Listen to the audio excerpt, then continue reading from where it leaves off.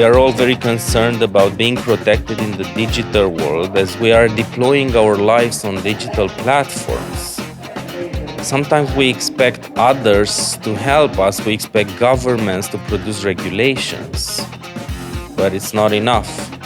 Let's discuss with Mathias, who's a lawyer and the representative in a governmental agency, how to find the right balance for ethical and legal aspects when we are trying to help people but not get too much in their lives with the technology.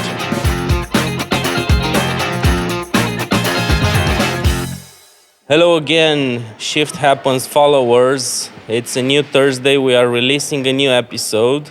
And once again, we are introducing a topic to the IT world that will be very interesting and useful. So let's learn new things with Mathias today. Thank you for joining us. Thank you for taking time. Thank you for having me. Who are you, Mathias? Well, where to begin? I mean, my day job, I'm a lawyer. Work for somewhere in the Swedish government. We can leave that aside for now. A powerlifter, biker, and a father. Powerlifter, biker, and a father, and a lawyer. Yeah. Great. And how did you decide to attend a testing conference? Why would be legal stuff important for testing community or IT community in general? Well, the thing is, I got to know Lena about a year or two ago, and we started talking about these things, and really just start getting to know people in this community, and we just got discussing that sometimes not just the testing community, the tech community as a whole can get a little bit too busy doing, can we do this? This is cool. Okay. But why are we doing it? What's the consequences? Why? What can be the pitfalls and hurdles? So we decided it would be interesting to merge those perspectives. Indeed.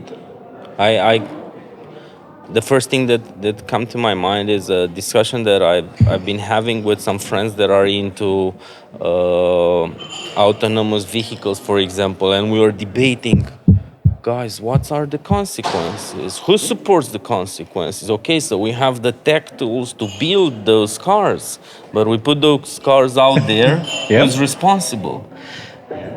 That is a problem. That's something, the legal community hasn't figured out fully yet. I mean, if you drive your own car, you're responsible for whatever happens. Yes, exactly. If your autonomous vehicle gets into an accident and, God forbid anyone gets hurt, who's responsible? The manufacturer, the person making the program? The insurance company? Maybe we're the one that is in vehicle and that can jump on the wheel quickly and avoid something? Possibly. And we're so far not sure. Is the tech community understanding these things? Because I've heard there are places where you can see autonomous vehicles on the road. How is it possible if we don't have an answer for this legal aspect? That, of course, that depends on your jurisdiction. If someone figured out this is how we split responsibility in that particular jurisdiction, in that geographical region, it might be fine. Mm-hmm. It's simply a matter of, as I was alluding to in the talk, laws are made by politicians. Okay. And if they've actually decided to, now we're going to legislate this, now is the time, then fine. Yeah, okay, indeed. Tell me, how did you decide to become a lawyer? And how did you decide afterwards to stay a lawyer? Because I've heard the examples of, I decided to become a lawyer, I studied, but then I shifted to technology. So what's your story about? My story, I guess I've always had an interest in how society works. Okay. Why are things the way they are? And, the laws permeates everything. I mean, when you're doing something as simple as buying a bus ticket, you're technically entering into an agreement with the bus company, and there are laws surrounding that. And I was curious. I started law school, and it was fun, and it's still fun. It's still fun, isn't it? Yeah, there's a lot of concerns these days. Well, for a lot of years already, actually. Concerns about how we can be protected in the digital world. We are deploying, right, our life into these digital platforms, and on one side, we expect to use as much software as possible, as much digital solutions as possible. We need them. Yep. But on the other side, we somehow don't tend to understand that we put our life there and we expect some others to protect us, right? We expect governance to protect us with regulations, right? Is this the right approach? What's your view on this? Should we always expect that there's a government and there's regulations, or it should be our responsibility or a tech guy's responsibility to teach the ones around them what's the consequences when using the software? That is a difficult question. I mean, yes, for the ordinary citizen, there should be. I mean, the technology we're using that makes life so much easier, and you can't deny that. Yes, and should be safe to use, and government has a role in regulating that. Safety standards, security standards, even the GDPR. How can you use your customers' information? What you need to inform them about, that sort of thing. And of course, if you are developing software or selling software, where you should have a responsibility that the service you're providing is safe and secure, and your users' data, be it personal information or payment, credit cards, is secure and can't be accessed illegally. Yeah, but let's be honest. Companies that are, let's say, personal data users, and they have responsibilities due to this. Sometimes they care about it only when something bad happens and they are about to pay a big fine for what they did or the data that they lost. How can we enforce this for the providers of the technology to change their mindset? How can we teach them into this ethical stuff? You should do it because you're owning private data, not because you're gonna get a big fine at the end because of the regulation. I agree with you in principle. However, the government and the law has its place in that. The fines might be necessary simply as an ultimate consequence. You will do this right, or it will hurt your bottom line. It's a simple thing. And also, we as consumers have a part to play. If we decide not to use or deal with companies who's lacking in ethics, it would hurt their bottom line as well. But that is difficult. Okay, it is difficult, but it's necessary. And I would say these days, with the release of this AI element tools, where people are deploying even more and more personal information to private companies, which say, disclaimer, don't give us your personal data, right? Yeah. And there's room for a lot of frauds There in is. the technical worlds, right? This old tools are giving us possibility, and not us, those who are bad intended, they're giving them possibility to do a lot of things, more things than they were able to do before, to fraud and to maybe get some money from somebody by exploiting uh, some of their let's say sensitive sides, like, here I'm your mother and I need some help, but I'm not Yeah. actually, right? I'm just a fake video. Of course, I mean, that's a huge problem. And, well, I don't have any straight up answers as of yet. I mean, we're starting to see requirements for things that, like, AI generated content must legally be marked as AI generated content, but a scammer isn't going to care about that, really. Yeah. But so here's one of those areas where legislation is lagging behind the cutting edge technology. I mean, we're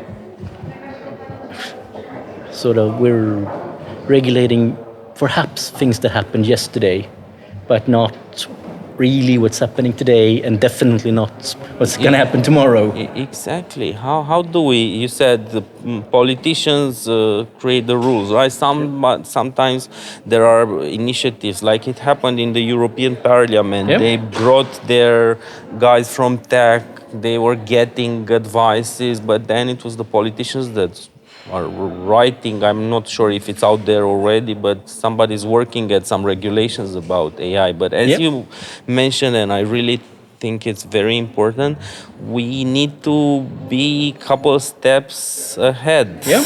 Just like in a chess game, right? We need to be Absolutely. prepared. We often say, you want to evolve a city, you have to start by building the sewering system, build the roads, and then put the house. But in technology now we are the other way around.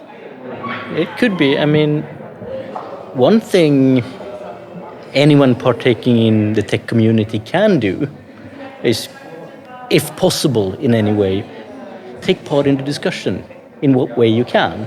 Be it online, if you're asked to advise politicians, give them your best advice and bring to attention that, oh, we can do this now. Or tomorrow, give us a little bit of funding and we're going to be doing this.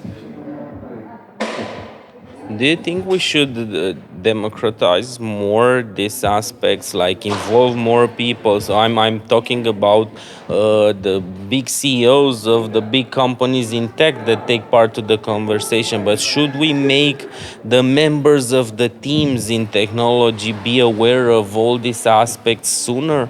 We were discussing the other days with Aaron about accessibility, where we do have regulations, and still there are a lot of developers that are designing new software and they don't care about it, they don't know about it, nobody is telling them about it. They are releasing a lot of digital solutions that don't have anything to do with accessibility, right? That is unfortunate.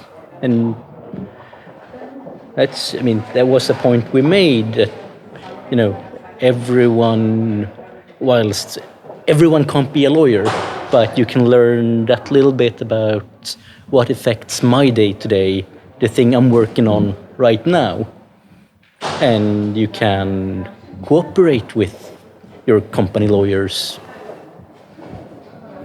But the part about democratization you're talking about, I kind of like, at least personally, I like the idea about, well, say, testers, developers, anyone involved, actually stepping up and, talking about, this is what we're working on today, as far as you can, given, company secrets and all those things. Yeah. So not just the suits, but actually the nuts and bolts people. We often say that the job in technology isn't only about the technology and about writing the code or test it. It's a lot of other things involved there, right? But on the other side, seems to become a way much complex system, and we are not ready for it. I mean, we probably need education from early years to stay focused on all these aspects, right? And now we are adding another side of the story. So, besides the quality of your software, what is the ethical side of your software, and what is the legal consequences of what you are doing there? I mean, that is difficult. And, I can understand really wanting to focus on one thing, particularly if that's the thing you're really good at and really interested in. Yeah. But I'd still recommend at least getting I would say, a cursory view of all the other aspects as well.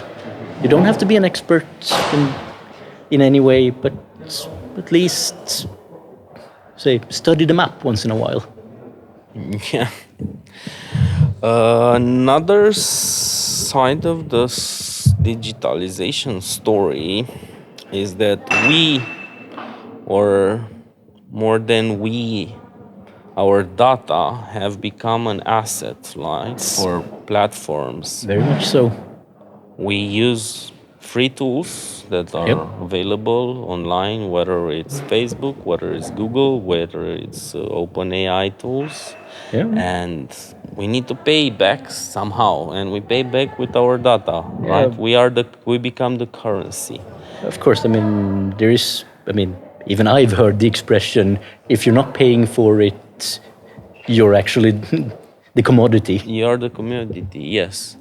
This is not something to be regulated, right? But it's something to become aware of.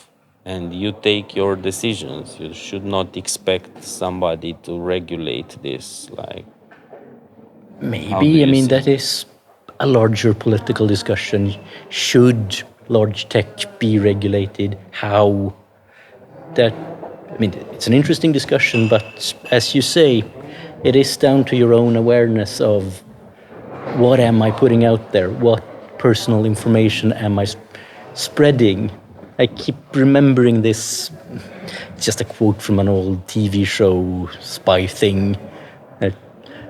We used to have to put surveillance on people, now they put it all on the net. Yeah. But isn't it like we are going on a public street, right? I'm on a public street and I say something that is private to me and somebody is able to film me, right? Because I'm on a public street. Then Possibly. Isn't it that I gave that person my private data and it's my responsibility? Isn't it the same but in the digital world? Partly. When you're using any digital platform, I don't want to name names. You are probably entering into some sort of agreement with them as soon as you set up your user account. Yes. Which should detail the terms of which data are you providing, what are they doing with it, how, and under what circumstances that can change. If you're being filmed on a public street, you're not really entering into an agreement with anyone. Yeah, indeed. There's a slight but important difference. You mentioned that you work for a governmental agency. Now, the public understanding, at least in my circle of friends and family, is that on one side, we expect that government agencies to provide us, let's say, national security, and for this they have to be focused, they have to collect information, right? We think they are doing a good job when they are monitoring and they can prevent an attack, a terrorist attack. But on the other side, we are afraid of us being monitored all. I've heard people, I would say more the older guys that I know, that say I need to go more offline these days. I don't want to be, I'm not using cards anymore. I'm not doing that or that to stay away. What is your view on this? Again, that's a difficult one.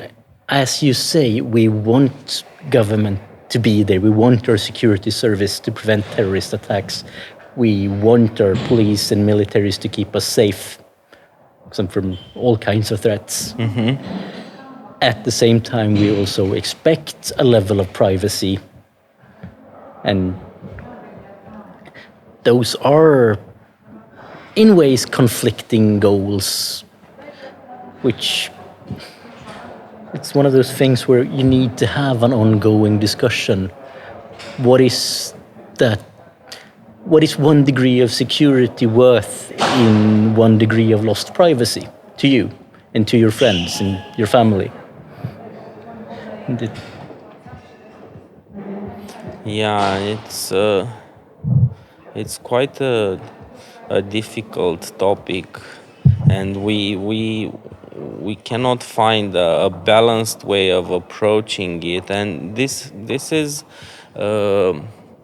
let's say it's applicable in other situations, like I expect for example, I'm a company in tech. I expect government to allow me to do my job and not to pay too much taxes and be able to invest and build my products. But on the other side, when I have access to some funds, there's a lot of, I mean, in the last years, I've heard about a lot of companies accessing European funds to be able to support their projects. And where should we be? What do you think would be a better way? Like, if you don't want to contribute, don't expect to get help? Or is this something that politicians should decide, or is this something that public can decide by, I don't know, voting a political party that is more on the liberal side or more on the socialist side, and have different approaches of the I problem? mean, that's one of the biggest discussions for any society at all. And I mean, as I said, laws formed by politics. Politics are shaped by public discussion and what you as a voter decides to do on election day. And well, that's down to you, your core values. And all I can do is just to say, use your best judgment. Okay. What is your take as a legal expert? Is technology helping you these days, or you don't? Do you see a blend between technology and legal, like in your day-to-day activities? I mean, I find most technology extremely helpful. I get more done easier. I can work remote in a way that wasn't thinkable, when I started out as a lawyer. And so, how to put it, technology can be extremely helpful, but you shouldn't shy away from acknowledging the risks. Yeah. Okay. So somehow the tech community have helped the legal community to do their job maybe easier or faster or from way remote places. And also the legal community now is helping the tech community with a lot of areas, like regulating how to deliver quality products to the user, how to protect the data, how to be ethical in this world, right? One can hope so, yes. Could be a win-win. I certainly hope so. Perfect. Thank you for taking time. Thank you. And thanks everyone for watching. If you found our content useful, please share it within your organization, your community, your group of tech friends, and give us feedback on the platforms you are watching. Stay curious. See you on the other side.